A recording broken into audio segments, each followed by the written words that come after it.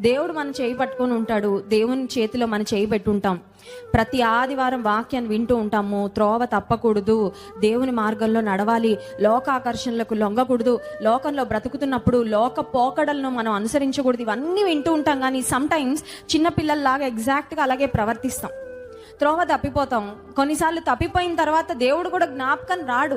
ఆ తప్పిపోయిన మార్గంలో ఎదురు దెబ్బ తగిలిన తర్వాత గుర్తొస్తుంది, అయ్యో నేను ఎక్కడి నుంచి వచ్చాను ఇక్కడికి, నేను ఏం చేయడం వల్ల ఈ నష్టం వచ్చిందని. నష్టం వచ్చిన తర్వాత ఆలోచించుకొని అప్పుడు పశ్చాత్తాపడి అప్పుడు దేవుని దగ్గరకు తిరిగి వస్తాం. కానీ దేవుని ఉద్దేశం మన లైఫ్లో పడి పడి దెబ్బలు తిని దెబ్బలు తగిలి ఆ తర్వాత దేవుని దగ్గరికి రావాలని ఆయన చిత్తం కాదండి.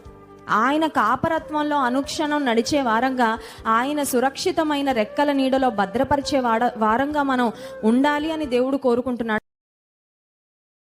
Download ShareChat.